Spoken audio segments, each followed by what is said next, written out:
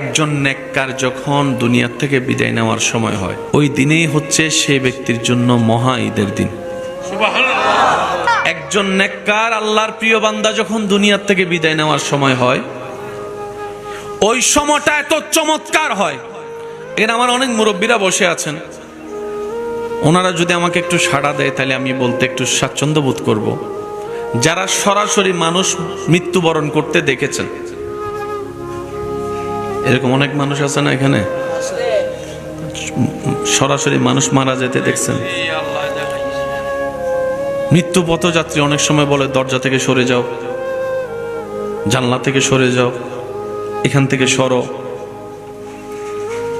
ও দাদা দাদি, কেন সত্য বলছেন? কে আসছে, কে আসতেছে? বলে যে আসতেছে একজন। মানুষের যখন মৃত্যুর সময় হয় তখন আল্লাহ তাআলা ওনার চোখ থেকে ওই পর্দাটা তুলে দেন, যে পর্দাটা আমাদের সবার চোখে আছে। মানুষ যখন মৃত্যুর সময় হয়, আল্লাহ তাআলা সে পর্দা তুলে দেন।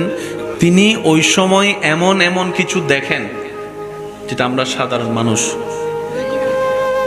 দেখতে পারি। নেককার মানুষের জান নেওয়ার আগে ফেরেশতারা এসে ওনাদেরকে শুভ সংবাদ দেয়। শুভ সংবাদ, শুভ সংবাদ রবের পক্ষ থেকে। মৃত্যুর কষ্টের কথা তো কল্পনারও বাইরে, নিঃসন্দেহে। কিন্তু যখন নেককার মানুষ মৃত্যুবরণ করে, মালাকুল মউত ফেরেশতা এসে এমন সুন্দর একটা রূপ নিয়ে আসে, মৃত্যু পথযাত্রী ওনার চেহারা দেখেই মুগ্ধ হয়ে যায়। সারাটা জীবন ফেরেশতার নাম শুনেছি, দেখার সৌভাগ্য হয় নাই। এই মৃত্যুটাই ফেরেশতাকে দেখার সৌভাগ্য করে দিয়েছে। মালাকুল মউত ধারে এসে বসে ওই ব্যক্তির ভিতরে থাকা রূহকে ইঙ্গিত করে বলে, ইয়া আইয়াতুহান নাফসুল মুতমাইন্না। হায় হায়, আল্লাহ আমাদেরকে এরকম সুন্দর একটা মৃত্যু দান করুক। আল্লাহ পাক আমাদের সবাইকে ইজ্জতের মৃত্যু দান করুক।